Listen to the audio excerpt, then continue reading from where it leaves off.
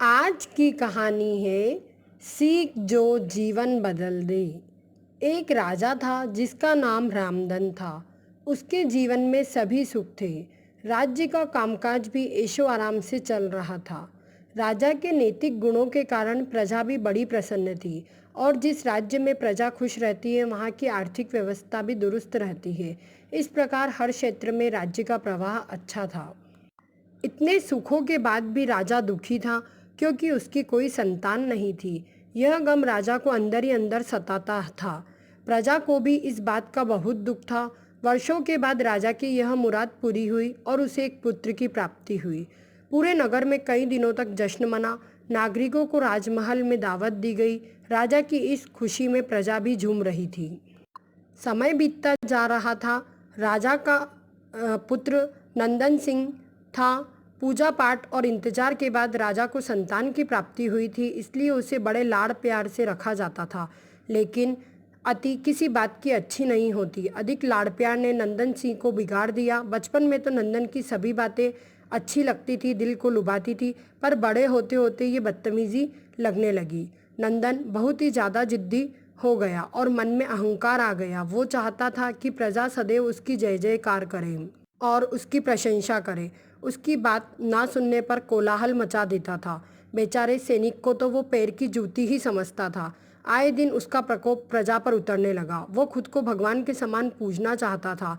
आयु तो बहुत कम थी पर अहम कई गुना बढ़ चुका था। नंदन के इस व्यवहार से सभी दुखी थे। प्रजा आए दिन दरबार में नंदन की शिकायत लेकर आती, जिसके कारण राजा का सिर लज्जा से झुक जाता था। यह एक गंभीर विषय बन चुका था। एक दिन राजा ने सभी दरबारियों एवं मंत्रियों की सभा बुलाई और उनसे अपने दिल की बात कही कि वे राजकुमार के इस व्यवहार से अत्यंत दुखी है। राजकुमार इस राज्य का भविष्य है। अगर उनका व्यवहार यही रहा तो राज्य की खुशहाली चंद्र दिनों की रह जाएगी।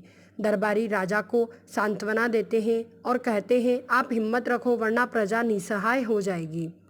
मंत्री ने सुझाव दिया कि राजकुमार को एक उचित मार्गदर्शन एवं सामान्य जीवन के अनुभव की जरूरत है। आप उन्हें गुरु राधागुप्त के आश्रम भेज दीजिए। सुना है वहाँ जानवर भी इंसान बनकर निकलता है। यह बात राजा को पसंद आई और उसने नंदन को श्री गुरुजी के आश्रम में भेज दिया। अगले दिन राजा अपने पुत्र के साथ गुरुजी के आश्रम में पहुँचे। राजा ने गुरु राधागुप्त के साथ अकेले में बात की और नंदन के विषय में सारी बात कही। गुरुजी ने राजा को आश्वस्त किया और कहा, जब अपने पुत्र से मिलोगे तब उन्हें गर्व महसूस होगा। गुरुजी के ऐसे शब्द सुन राजा को शांति महसूस हुई और वे सहर्ष अपने पुत्र को आश्रम में छोड़कर राजमहल चले गए। अगले दिन सुबह गुरु के खास चेले द्वारा नंदन को भिक्षा मांगकर खाने को कहा गया, जिसे सुनकर नंदन ने साफ मना कर दिया। चेले ने उसे कह दिया, अगर पेट भरना है तो भिक्षा तो मांगनी ही होगी और भिक्षा का समय शाम तक ही है, अन्यथा भूखा रहना पड़ेगा। नंदन ने अपनी अकड़ से चेले की बात नहीं मानी और शाम होते होते उसे भूख लगने लगी, लेकिन उसे खाने को नहीं मिला। दूसरे दिन उसने भिक्षा मांगना शुरू किया। शुरुआत में उसके बोल के कारण उसे कोई भिक्षा नहीं देता था, लेकिन गुरुकुल में सभी के साथ बैठने पर उसे आधा पेट भोजन मिल जाता था। धीरे धीरे उसके बोल परिवर्तन हुए और मीठे बोल के कारण उसे करीब 1 महीने बाद नंदन को पेट भर भोजन मिलने लगा, जिसके बाद उसके व्यवहार में बहुत से परिवर्तन आए। इसी तरह गुरुकुल के सभी नियमों में राजकुमार में बहुत से परिवर्तन किए, जिसे राधागुप्त भी समझ गए थे। एक दिन राधागुप्त जी ने नंदन को अपने साथ सुबह सवेरे सैर पर चलने को कहा। दोनों सैर पर निकले और रास्ते में बहुत सारी बातें की।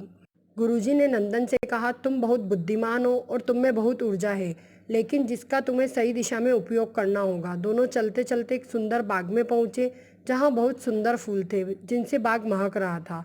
गुरुजी ने नंदन को बाग से फूलों में से गुलाब के फूल तोड़ने को कहा। नंदन झट से सुंदर सुंदर गुलाब तोड़ लाया और गुरु के सामने रख दिए। अब गुरुजी ने उसमें नीम के पत्ते तोड़कर लाने को कहा। नंदन वो भी ले आया। अब गुरुजी ने उसे एक गुलाब सूंघने को कहा और बोला, बताओ कैसा लगता है। नंदन ने गुलाब सूंघा और गुलाब की तारीफ की।